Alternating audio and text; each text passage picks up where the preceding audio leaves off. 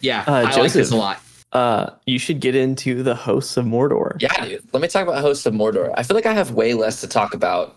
This is a relatively straightforward deck. So it's a Grixis deck, which means that it's blue, black, and red.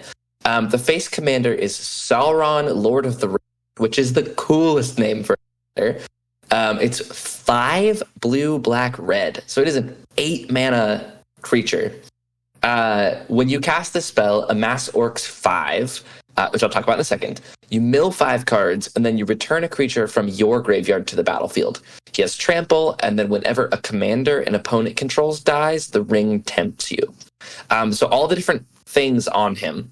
Amass orcs 5 is an ability where if you don't control an army, you make a 0/0 orc, or you make a 0/0 army token. Then you put X amount of counters on it. So in this case, it's 5, and then it becomes an orc in addition to its other types. If you already have an army, you just put those counters onto your army. That's a way to play tokens without making a dumb-looking board. Yes, because you just get one big token. If you, for any reason, have more than one army, which you shouldn't have unless you're playing like changelings, you just choose which army gets the counters. So that's Amass Orcs 5. So that happens on cast with Sauron. So even if Sauron gets countered, you're still getting a 5/5 out of it, which I think is fine. He's got trample, and then when a commander an opponent controls dies, the ring tempts you. I don't think we've actually talked about on this what the ring tempts you does, but you gain an emblem. You get the ring emblem. John, you can pull it up on the screen. You get the ring emblem. Here it is. It can't be interacted with because it's an emblem. Every time the ring tempts you, you choose a creature you control to be your ring bearer, or you can choose to keep your ring bearer bearing the ring. Either of which triggers for things that are like when you choose a ring bearer. And then there's four different abilities, 5 different abilities on it. And then every time the ring tempts, it gains the subsequent ability going the whole way down the card. So it starts off at the first ability, and then it just tacks on all the rest until you get to all 4. And then it just remains there for the rest of the game. So anytime the ring would tempt you, you just choose your ring bearer, and it gets all of the abilities of the ring. It's a very cool, very powerful ability. Do you remember the abilities it gains offhand? I don't. It's too new for me to know all of the abilities. I just know the first one makes the creature legendary and gives it Skulk. Yes. That's the only one that I know. Okay. So that's Sauron. This deck is a little strange because it's trying to be control while also being reanimator. So it's like a control deck that has a reanimator win con, hopefully. The alternate commander, which is one of, is Saruman the White Hand. He's 1 blue, black, and a red. So if you don't feel like waiting until turn 9 to cast your commander, you can play Saruman. He's a 2/5 and says, Sauron is also a 9/9 with trample. Yeah, so insane. Ouch. Big boy. He represents 14 power on his own between the amassed orc and the 9/9, and you get to reanimate something. So he is a ton of power for 8 mana. Saruman is less than that. He's 4 mana for a 2/5. Whenever you cast a non-creature spell, amass orcs X, where X is that spell's mana value. So I would say if you want to go the reanimator strategy, go with Sauron. I think it's going to be more fun. If you want to do the control strategy, go with Saruman, who's going to be making orcs. Which kind of makes sense from a lore, like a narrative lore perspective, which is really fun. Yes. There are, let me see some new cards. Oh, the best new card that I think is in this deck is Cavern Horde Dragon. It is 7 red for a 6/6 dragon. This spell costs X less to cast, where X is the greatest number of artifacts an opponent controls. So we're already heading into Dockside Extortionist territory. just based on that first line of text. It has flying, trample, and haste. So, whenever Cavern Horde Dragon deals combat damage to a player, you create a treasure token for each artifact that player controls. Oh, shoot. This is a fixed Dockside Extortionist. Oh my gosh. It, like, if you're playing against my Mishra deck or whatever, like, that has artifacts, this is a 2-mana, 6/6, flying, trample, haste. When it deals combat damage to a player, you make a treasure for each artifact they control. What the heck? I think this is the best card in the deck. I'm very excited about it. There's a reason that it is pre-sailing for $11 right now. So I'm very excited about that one. Let's see, what else do we have? Monstrosity of the Lake is kind of cool. For the reanimator part of this deck, it's 4 and a blue for a 4/6. When it enters the battlefield, you may pay 5. If you do, tap all creatures your opponents control, then put a stun counter on each of those creatures. Stun counters, if you would untap that creature, you remove a stun counter instead. So it'll keep them tapped one additional time. But it also has island cycling for 2 colorless, which is you can discard it from your hand, and you get to search your library for a basic island, right, John? Or is it Any just, island. just an island? It would say basic island cycling. Yes, it would. Yeah, Oh, so what's that's cool really about good. this, the strategy for this is you play this on turn 2, you cycle it on turn 2. It's now sitting in your graveyard. You play something to reanimate it and pay the additional 5 and tap everything down. So you've gotten all the value out of it. There's a few of those in here, I believe, that all have the cycling. Let me see. It might just be that one. In this deck specifically, yeah, I think just that. But there are a few. in the There's main Troll of Khazad-dûm, 5 and a black for a 6/5 set by 3 or more creatures, Mega Menace, and Swamp Cycling of 1.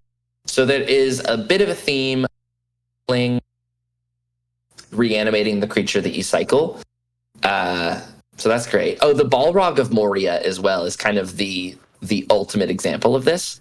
I was just looking at that card. I love it. Yeah, it's 4 black, and a red for an 8/8 with trample and haste. When it dies, you get to exile it. If you do, for each opponent, you exile up to 1 target creature that player controls. And it has cycling for 3 and a red. And whenever you cycle it, you create 2 treasure tokens. So when you draw this, it is 3 and a red, discard it, draw a card, make 2 treasure tokens. And then when you reanimate it, it's an 8/8 with trample and haste. And then if somebody kills it, you get to take probably 3 other things out with it. Which means that they're probably not going to... They don't want to kill this, but it's an 8/8 Right. with trample, so they have to. It's Yeah. awesome. So the Balrog is really cool. Cavern Horde Dragon's really cool. Honestly, for the new cards, that's kind of what I'm looking at being pretty cool. Too Greedily, Too Deep is a really good reanimator spell. It's 5 black and a red for a sorcery. Put target creature from a graveyard onto the battlefield under your control. That creature deals damage equal to its power to each other creature. So Wow. this is a reanimator spell and a board wipe. Did you I see think in this Subjugate the deck- Hobbits? Let me read Absolutely it. ridiculous. 5 blue and a blue for a sorcery. Gain control of each non-commander creature with mana value 3 or less. I'm not huge on this, just because you can't get commanders with it. It costs 7 mana, and you only get stuff that costs 3 or less. So late in That's the fair. game, you're not going to get anything that you actually want. Fair point. So I'm not huge on that. It does get tokens though. So if somebody's playing, like if you're playing this against the Riders of Rohan deck, you gain control of all of the tokens that they control. So I think that's sort of what the subtext of Subjugate the Hobbits is. Really good reprints in this. Living Death, I think, is the best card of the Reanimator spells. If you're playing Reanimator, you should be playing Living Death. Love me some Living Death. We recently were playing a game of Commander where John won just by playing Living Death after a huge sacrifice of his own commander. So Living Death is 3 black for a sorcery. Each player exiles all creature cards from their graveyard. then sacrifices all creatures they control, and then puts all the exiled cards, swaps your battlefield graveyard. It swaps everybody's graveyard and their battlefield. So it's a board wipe that also reanimates all creatures out of all graveyards to the battlefield. Super strong. Living Death is great. They also have reprinted just straight up Reanimate in this deck, which is the first time in a while, which is just black for a sorcery. Put target creature card from a graveyard onto the battlefield under your control. You lose life equal to its mana value. So this does a ton of damage to you, but you get a creature for 1 mana. You could do turn 2 Island Cycle what was the Island Cycler one? Island Cycle the Monstrosity of the Lake, and then turn 3 play Reanimate and get it back. Lose 5. So this is going to get you... I'm seeing even earlier. The deck has Faithless Looting in it as well. So if you turn 1 Mountain Faithless Looting, put something in the bin, and you draw turn 2 Reanimate. Turn 2 Swamp Reanimate. All right, so someone's gonna turn 2 Reanimate the Balrog of Moria, and at that point, you don't care if you've taken 7 life because you're gonna win the game because you have an 8/8 Trample Haste on turn 2. Yeah, yep. This is possible out of the deck, like out of the box. Yes, it is. Some other reprints that people are going to hate is Notion Thief. Yeah. 2 blue and a black flash. If an opponent would draw a card except the first one they draw in each of their draw steps, you draw that card instead. So you flash this in when somebody plays Faithless Looting, and then you draw those 2 cards, and they have to discard 2. Notion Thief does some bonky things. Anger is perfect in this deck as well. A nice reprint, 3 and a red for an incarnation that's a 2/2 with haste, but you're never going to get it on the field because as long as it's in the graveyard and you control a mountain, your creatures have haste. So Anger, what you want to do is you want to Faithless Looting Anger away. You want to get rid of him and just have him sit there so that he gives all of your stuff haste. Let's read I'm imagining Notion Thief would be real silly against that elf that Jared mentioned that gives everybody a wheel. Yeah, that would be nuts. These decks are really cool against each other. Like they're very clearly made to balance out what each other does. And it seems like the only place that they could fit the board wipes is in the human deck, apparently. Because this only has Blasphemous Act, which is very worth it. Blasphemous Act is really good. Decree of Pain is a classic. It's not very good because it costs 8 mana for a board wipe. This has huge board wipes in it, like too greedily, too deep. Decree of Pain. Living Death is the best of the board wipes in this deck.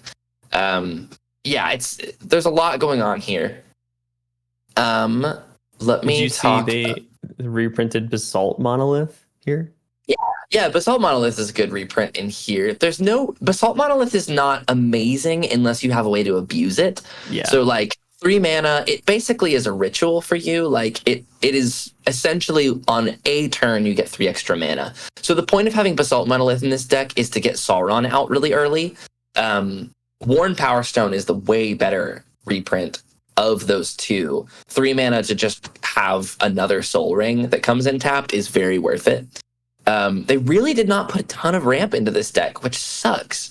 I was going to point out in regard to that ramp, though, since we had mentioned that those cards that have the cycling, they are not subjugated to basic specifically. I was looking through in the lands. There are lands in here that have the dual land types on them to cycle. So you can cycle that Monstrosity of the Lake and grab Sunken Hollow. Yeah. Super easy. They've really upped their game with the lands in these decks. Desolate Lighthouse is a great reprint as a land. It either taps for a colorless or you can pay 1 blue and a red to tap it, draw a card, then discard a card. So this is really good in Reanimator decks because you want to get cards out of your hand. I was gonna read. You know your boy's excited for the Black Gate as well. Oh, I know. I'll talk about that in a second. But Lord of the Nazgul is 3 blue and black for a legendary creature, Wraith Noble. It's 4/3 with flying. Wraiths you control have protection from ring bearers. That's such cool text. And whenever you cast an instant or sorcery spell, you make a 3/3 Wraith with Menace. Then if you control 9 or more Wraiths you control have base power and toughness 9/9 until end of turn. So Lord of the Nazgul is in here. It's cool to reanimate if you want to, but it's going to make a bunch of Wraiths as you do your control spells. Like, I mean, this deck has like Arcane Denial. It's a good counter spell. It has Feed the Swarm. It's one of the best black removal spells. Summons of Sauron is another new card. It's X blue and a red. For Amass Orcs X, mill X cards, you may cast an instant or sorcery spell from among them with value X or less without paying its mana. And then flashback of 3 blue and a red, exile X cards. So this is going to get you 2 free threes. 1, 2, 3, 4. So Summons of Saruman, it itself represents 4 instants and sorceries being cast just on its own. So that's a really good one for if you're going more of the Saruman of the White Hand route. This is a really cool deck. I don't know if it's amazing, just because, again, it's the precon thing. It's trying to do 2 things at once. We don't love that, but I think if you kind of have to, like, when you sit down and you look at your opening hand in this deck, you're going to have to decide which direction you're going for that game. So it's going to play out either as a control deck or as a reanimator deck. It's not really going to do both of those. Because once you're doing all the reanimator stuff, you don't want to be blasphemous acting. You don't want to be decree of paining. You don't want to be board wiping. But if you're not doing the reanimator thing, then you certainly want to be board wiping and controlling the game. So it's really cool. Scourge of the Throne is another reprint, 4 red and a red for a dragon with flying and dethrone. It's a 5/5. Dethrone is whenever you attack the player with the highest life, you put a counter on that creature. And whenever Scourge of the Throne, time each turn, attacking the player with the most life or tied for the most life, untap all attacking creatures. After this phase, there's an additional combat phase. So reanimating Scourge of the Throne, swinging with it at the highest player, you're going to untap everything, you're going to get another combat. This is a really cool one. Great reprint as well. That's sitting at like $7 right now. So happy to have that reprinted. This is a pretty cool deck. Again, as a Dirty Grixis player, I love seeing more Grixis stuff come into the world. Sauron is a really cool creature. Honestly, Sauron's a great reanimator target. His ability of Amass Orcs 5 is only on cast, though, but even then, him just being a 9/9 with trample, I think if he gets killed, just leave him in your graveyard. This is a weird one. You probably don't want to put him back in the command zone, because he's going to cost 10 mana the second time that you cast him, which is just not worth it. No. However, if you leave him in your graveyard and then you Living Death, you just get back a 9/9 with trample, and then some ring abilities.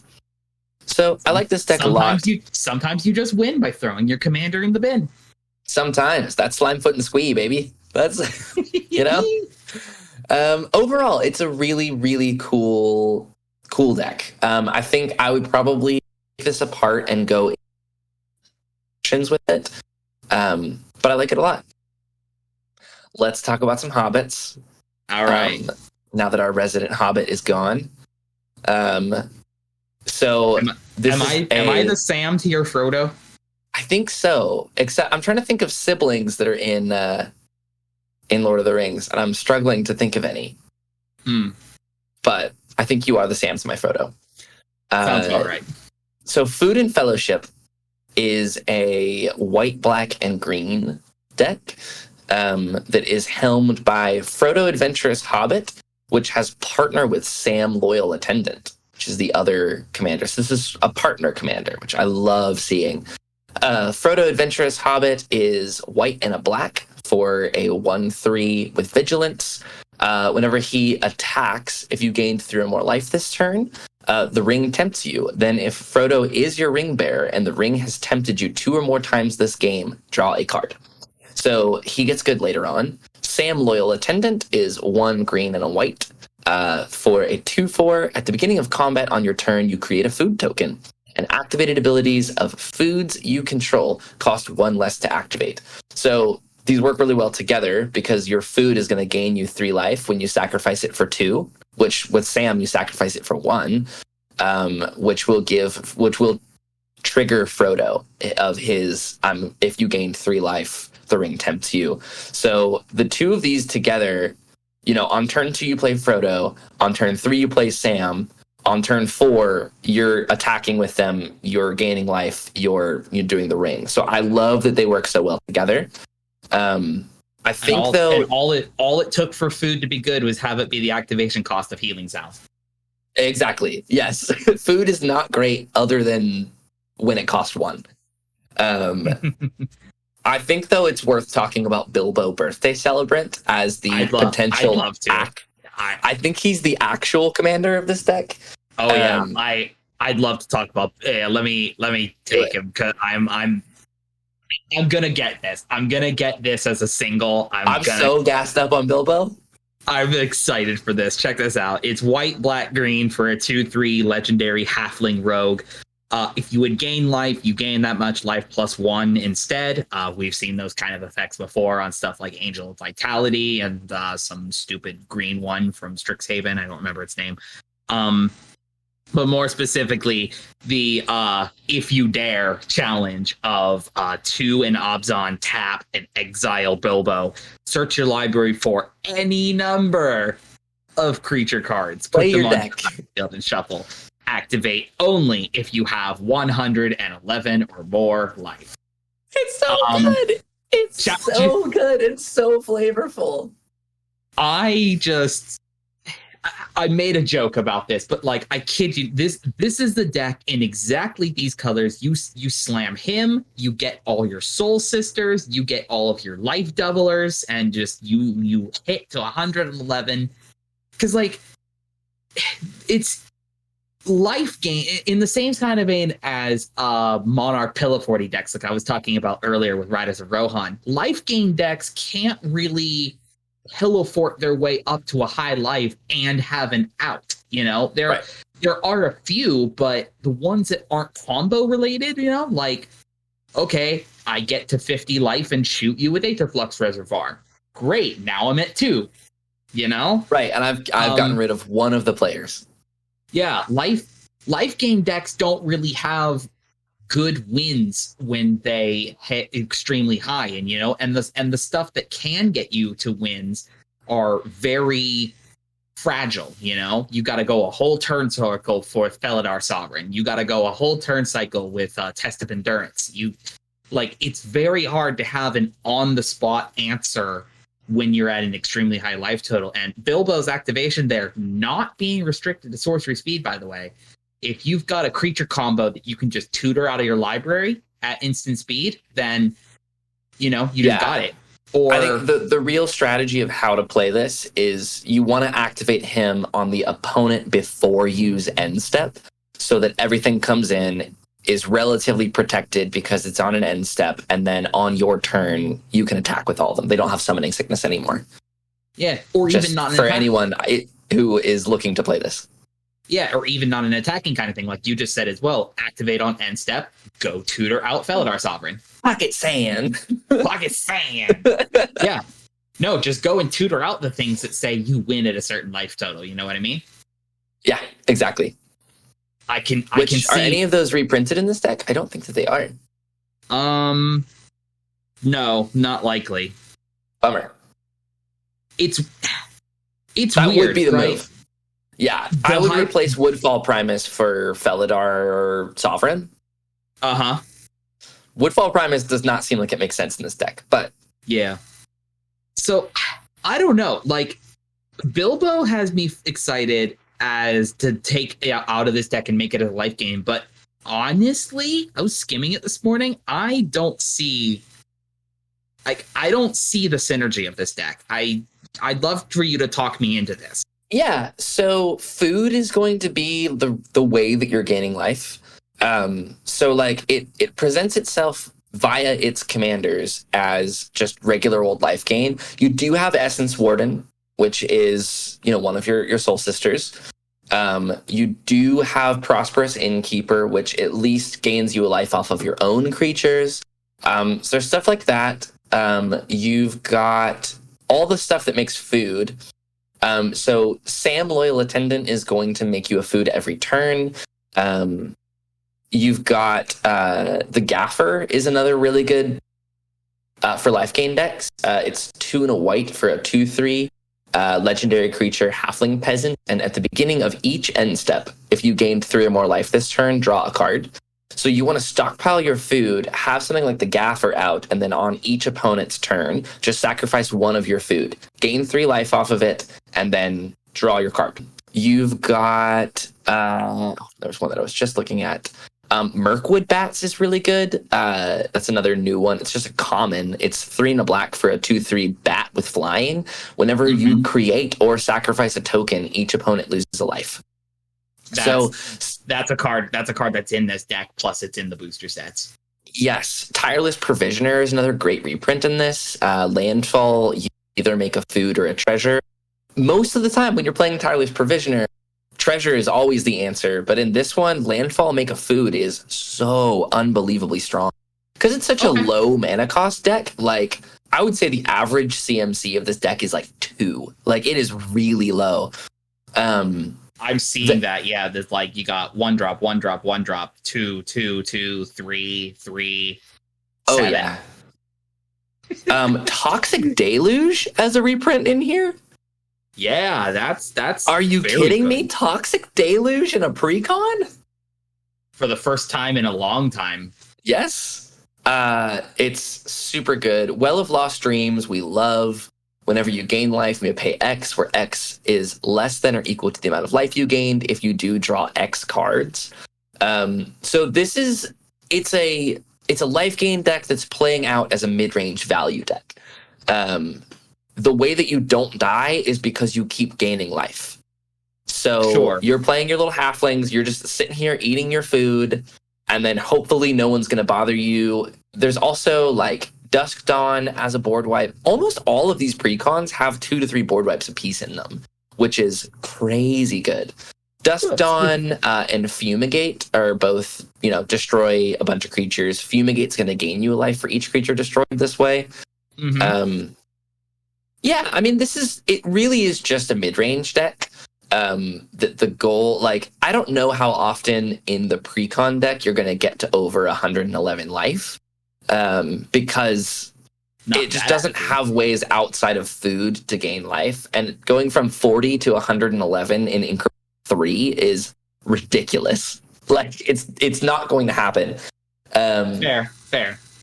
But I do think that as the deck stands, like, if you're playing it out of the box, I think that Frodo and Sam are your win con, which is, like, that's your win con in the command zone, that you can have both of them out on turn 3. So, that's sort of your strategy. The rest of it is going to back up Frodo and Sam. If you're choosing to use Bilbo as the face commander, I do think you need to switch some stuff around. Yeah, I agree. However, Birds of Paradise is reprinted in this deck as well. That's a crazy reprint for a precon. Birds of Paradise and your friend Gilded Goose. My Gilded Goose! Honk! Honkin'! I love the Gilded Goose. Yeah, I think that this deck is really cool. I think that it definitely has the most room to, like, grow. I think that the top end of this deck is all tree folk. You've got the eagles. So the goal would be. Yeah, I was just looking at Gwei here, greatest of the eagles. Like, it rewards you for doing the food thing as well. It's like any end step, each end step, by the way, end step you've gained 3 or more life, you make a 3/3 bird. So just like, you store up your food and start eating them off turn. You just these foods. You come back around to your turn, and all of a sudden you have a team of eagles that's going to attack and make your team, like, your halflings flying, make your tree folk flying. Like, this is a really cool one. It doesn't really have ways to protect yourself, unfortunately. So, like, it kind of wants you to attack, but you also kind of aren't going to be able to defend yourself. Yeah. I think that's what some of the tree folk are in here for. Right. Sanguine Bond is another win con. What was that? Sanguine Bond is another great reprint that's a win con. It's not. You're looking for the expensive one. What do you mean? Everybody always mistakes it with Exquisite Blood. Right, which is whenever an opponent loses a life, you gain that much. Right. Yes. So, if you're going to be upgrading these decks, Dina Soul Steeper is a better version of Sanguine Bond here because it's a cheap creature that does the same thing. Or have multiple of those. Like, if this is the way you want to go, if you want to go low to the ground life gain, you could play Dina Soul Steeper, Sanguine Bond, stuff like that that's going to do damage on you gaining life. Otherwise, you're just doing I'm making food, I'm sacrificing it on other people's turns, getting incremental value, coming back around to me, doing some attacking, gaining that life. You're not going to be keeping the life that you've gained. It's really all just to keep yourself surviving, which is it's really cool flavor. Yeah. There's also another set of partners in here, Merry and Pippin. Oh, there is? Yeah, where's Pippin? Yeah, you could play a different set of hobbits as the commander. So Pippin partners with Merry. It's green and a black. 1 and tap it to create a food token. And then you can tap it, sacrifice 4 foods. Other creatures you can +3/+3 and gain haste until end of turn. And then Merry, the other part of the partner, is 1 green and a white for a 1/4. Whenever 1 or more artifacts enter the battlefield under your control, you create a soldier creature token with lifelink, and it triggers only once each turn. So those 2 alone are another good one. You just tap it, make a guy, or make a food, which also makes a guy. Then, you eventually are going to sacrifice 4 of those food to give them all +3/+3 in haste. So there's some attacking stuff in here. There's some life gain stuff in here. Overall, it's pretty cool. I think that this one plays probably the best on its own out of the deck. I think that them really putting some value into the food and you wanting to sacrifice the food on other turns, I think that is going to play out as a really good strategy. And strangely enough, of all 4 decks that are part of this here, this Hobbit one is setting itself up to be most likely the potential that's got a good upgrade path, as we've already had a dedicated set prior with Throne of Eldraine that cared about food. We've had supplemental sets that had cards that cared about creating food tokens. And the next booster set we're going to is the Wilds of Eldraine, which is setting up to be food-related cards in it as well. Like food and adventures being a big part of Eldraine's original set when we go back to it in a couple months. There's potential for some more food synergy specifics to come up in that set. So if any of these to pick up, I mean, it's like obviously sets are going to have humans, so the Riders of Rohan one is very easily to upgrade as well. Every set is always also going to have a reanimator target of some capacity, so the Sauron deck could definitely go somewhere as well. Elves, unfortunately, only really seems like the one that might get kind of stuck as is, because like you said, elf decks are kind of in a very locked place where unless you're doing something weird or new, you can't really make an elf deck any better than they already are. Yeah. Some of the new food cards as well. Farmer Cotton is X green and a white for a 1/1 legendary creature. When it enters the battlefield, you make X 1/1 halflings and X food tokens. So with your Birds of Paradise, Gilded Goose, stuff like that, that's going to be ramping your mana. That just turns each cost of the X into a halfling and a food. Feasting Hobbit, I think, is my favorite win con in the deck, because it's 1 and a green for a 2/2 with Devour Food 3. Nice. So it enters the battlefield with, you can sacrifice any number of food when you cast him. And he enters the battlefield with 3 times that many +1/+1 counters. So on rate, if you sacrifice 1 food, he enters with 3 counters, and he's a 2-mana 5/5. Nice. He also, creatures with power less than him can't block it. So if you sacrifice 2 food, it's an 8/8 that can't be blocked. That can't be blocked for 2 mana because he's so thick. He's a thick boy, and he's got them dogs out. That's great. Banquet Guests as well is kind of another version of Feasting Hobbit. It has affinity for food. Trample, so it's X, green, and a white. Affinity for food. Trample enters the battlefield with twice X +1/+1 counters on it. So it's a 0/0 on its own. So even then, 3 mana without any food, and it comes in as a 2/2. And then you can pay 2 and sacrifice a food, and Banquet Guest gains indestructible until end of turn. Must be so good for it. Yes, for each food that you have out, he is going to cost 1 mana less and give you 2 +1/+1 counters on him. Like, that's how this reads. So if you have 3 food out on the battlefield, you play him for green and a white. He comes in with 6 +1/+1 counters, and you can pay 2 and sacrifice a food to give him indestructible. Okay, and he has trample. Yeah.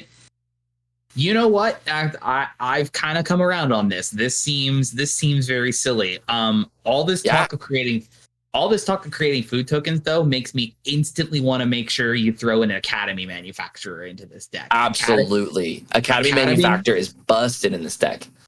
Oh, it'd be so good. It'd be so good. Turning all of your food into free mana and card draw as well. Superb. Butterbur Bree Innkeeper is 4 mana for a 3/3. At the beginning of your end step, if you don't control a food, you make a food. Nice. I was trying to see. So you always have them around. Exactly. Yeah, I like it. So, how about just wrapping up then in conclusion? We've covered all 4. I know you talked about the Mordor one. I talked about the Riders of Rohan one. Is there, of the 4, which do you like the most? I think I like the Hobbit one the most. Shortly followed by the Elf deck.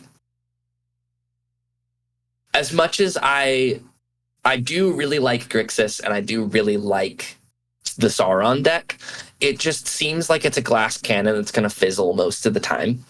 The Elf deck seems like you're getting unbelievable value off of scrying, off of legendary creatures, off of Will of the Council. The Riders of Rohan deck looks unbelievable. Like, the whole I'm going to do Pillow Fort, but I'm also going to attack you with huge things is such a great way to take Jeskai. That, like, they just have, like you said, like most Pillow Fort decks is, I'm just going to sit here and gain a ton of life, and then you guys are never going to be win the game. Like, I like that they're shifting that into a direction of, no, it's not that I'm not going to be able to lose the game, it's that I'm going to win the game, and this is protecting me while I'm doing that. And then, the Hobbit's deck just looks the most synergistic of all of them. So I think that this one is going to do the most things on its own. Yeah, I'm kind of feeling in the same thing. Like, although, like, if I don't know, I just browsing through it. Like, I think, like you said, the Sauron deck can sometimes fizzle out, but I think its overall raw power, and especially if you were to hit those, like, big creature moment things, and the fact that it's got the best recursion of creatures of all the decks, I think I would probably I'm highest right now on the Riders of Rohan one, again, just because I did a little bit of digging into it and I've really hyped myself into it, and you have now talked me a little bit more into the opposite one. Honestly, I feel the opposite for the Elf thing. I don't know, I feel like there's definitely strong stuff in there, but I think I kind of feel a little differently about voting stuff. It's like, you sometimes, like, even though you could set up encouragements or discouragements for people voting your way, sometimes it doesn't even matter what the votes end up being. It's just nothing is beneficial for you at the time. It's true. It's really true. Yeah, that's what I found. Like, as a diehard Tivit player, like, people are gonna vote in whatever is their best interest, regardless of what incentives you send their way. That's why I think the Secret Council thing is really cool. Of like, hey, we're all gonna secretly vote. Like, no influences on this. We're all gonna secretly vote. Yeah.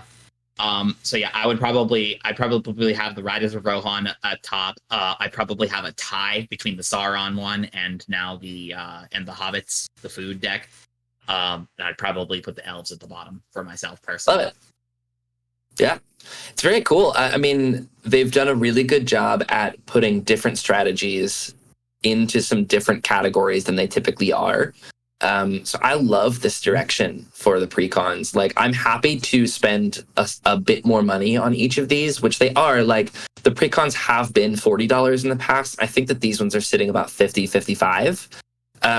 But it also means that you get better land bases in it. Like, they have, especially this Abzan one, it has like isolated chapel. It has the check lands in it, which check for if you have a plains or a swamp, and it taps for a white and a black. There's a whole cycle of those that it has all of them in. The baseline. So the baseline for something like this, which is like the same that they held true from the Warhammer things as well, is like, even if you're not super crazy about the overall strategies that the decks are out of the box, or have no intentions of even playing them out of the box, because of these are done as Universes Beyond, just like what they did with the Warhammer one. All the cards in it that are reprints also have art and flavor themed around the setting itself. So even if you're not crazy, even if you're like the elf one as an example, this one is going to be like a backwards for what I just said. Like, if you're not crazy about doing the scry thing, all right, fantastic. Your elf ball deck gets Elves of Galadriel theming, of like Elvish Archdruid, Elvish Mystic, Elvish Warmaster, Wood Elves, Arbor Elf. They all have such gorgeous art. They've done so good.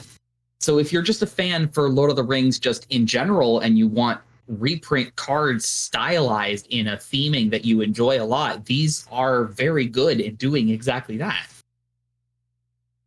Yeah, most of the cards too that are reprints or don't have a ton of text on them just have really great flavor text as well.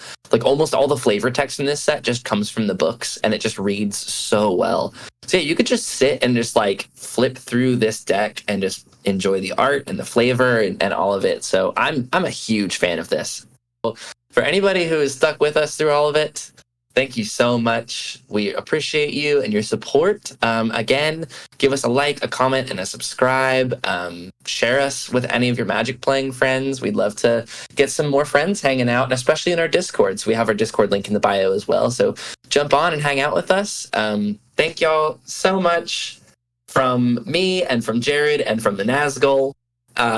We really appreciate you guys. Thanks for listening to the Thoughtcast. We'll catch you guys later.